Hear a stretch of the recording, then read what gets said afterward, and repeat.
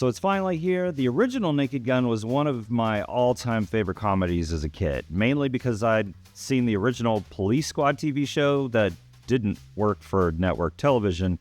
I didn't get to see it in theaters, but when I got to rent the VHS tape from Blockbuster, I watched it over and over again, and I actually audio recorded it on a cassette tape that I could listen to over and over again. So to me, this new version has some pretty big shoes to fill. So does it fill those shoes? Those Leslie Nielsen shoes?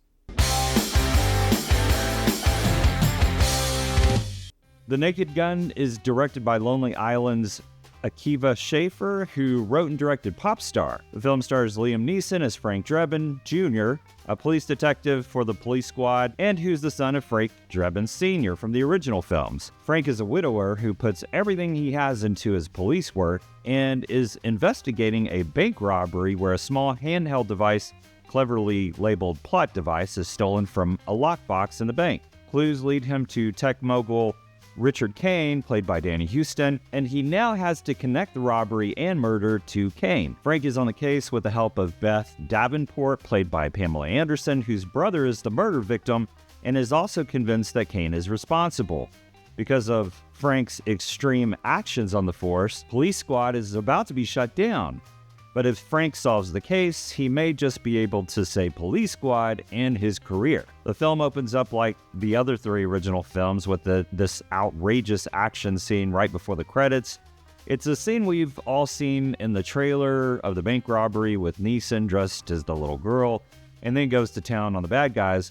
I kind of wish it hadn't been in the trailer because seeing it again made the scene a little unsurprising and a little redundant.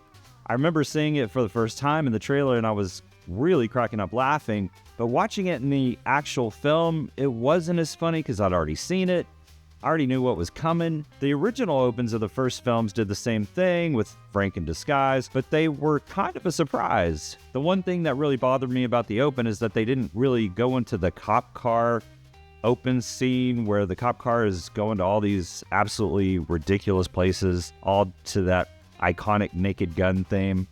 They do give it to us at the end of the film, but it was just the original open from the first film as the credits rolled. It wasn't anything new. Not really a big thing though. They did a great job of not just rehashing all the old jokes from the original film like Happy Gilmore did recently.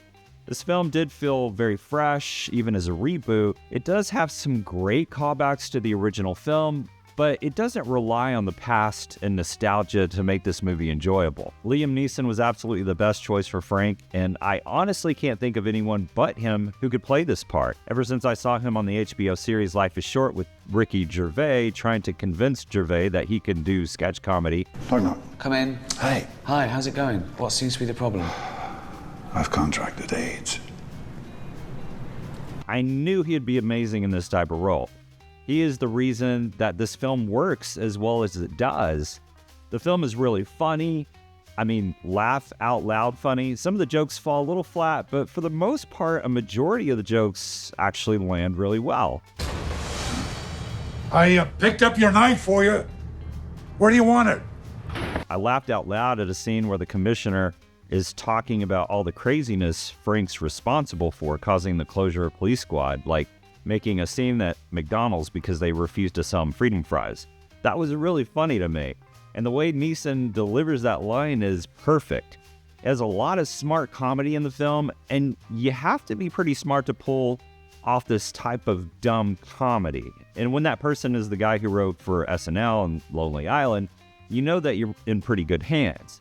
But, and yes, there is a but, I feel like for the writing Schaffer has done in the past, he kind of takes the comedy a little too safe, and a lot less than the original film. The original film was so over the top and outrageous, landing jokes constantly in every scene. Something on the side of your mouth, Al. No, the other side. This Naked Gun has some space between the jokes and camp that at times I forgot that I was sort of watching a comedy. I wanted just a little bit more ridiculousness of that 80s satire comedy that I used to love so much. So dumb that it's really smart comedy. And don't get me wrong, it has that, but it's a little light to me. I wanted just a little more. And the original film had comedy that was just that really smart, stupid comedy. Like the scene that made me laugh the most in the trailer was the O.J. Simpson scene where his son is like, nope. And when we see the film, Nordberg's son, he's in only one scene, that one scene. That's all we get. The movie played it way too safe with the O.J. joke. I wanted it to really burn the guy, honestly, and that one joke was a great start and terrible end to what could have been. There are great scenes. There's a snowman scene that is just so over the top and just absolutely crazy. And it was a great scene. But I wanted more of that. The end credit scene where they do this, stopping kind of like in an old 1970s TV show while the credits run and they look around and they're wondering why everybody's still. That actually goes to a place that I really enjoyed too. It wasn't anything new because they kind of did it. They did it actually in Police Squad, but it was fresh and funny the way they did it. But anyway, I wanted more of that craziness. The story isn't that interesting and very cliche for a cop movie, which I think was pretty much the point and part of the joke. And honestly, I wasn't there for the story anyway. I was there for the ridiculousness. The first film's plotline of the Queen's assassination led to a lot of funny moments in the film. Please disperse! Nothing to see here, please! But this one, not as much. I think that this reboot is catering to a new generation who may have thought the original was just way too much and way too over the top. And that film may just be for another time and another generation. We haven't seen a satire film like this in a while, but back in the late 70s and early 80s with the Kentucky Fried Movie, Airplane, of course Naked Gun, Hot Shots, and later in the 90s Scary Movie, we were all wanting more of this type of satire comedy. I think Airplane really set the stage for this new outrageous stuff. Surely you can't be serious. I am serious. And don't call me Shirley. That no one really had experienced in theaters before. So after its popularity, they made a lot more of these types of films. So the new generation of cinephiles may not be ready for an all-out satire. So maybe they played it a little safe here. The film is a lot of fun, though, and it has some great memorable moments where it gets to that first film comedy in some places. Again, like a turkey basting scene. That's where I needed this film to stay. It was a hilarious scene, but then it dips again.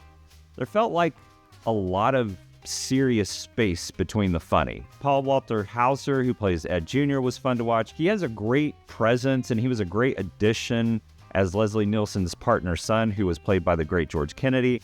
He's not as funny as Kennedy was in the original, but he does have some great moments as a concession stand beer guy that felt like something the original Ed Sr. would be involved in. And Hauser, just in general, is a lot of fun to watch in whatever he does. Pamela Anderson was also great, sort of playing that Priscilla Marie Presley role. There's a great scene where she gets up on stage with a jazz band and scats over the mic that had me laughing pretty hard. The film had me expecting one thing and gave me a little more that was unexpected. And it was a lot of fun to see how the creators of the film plan to pull this genre off again.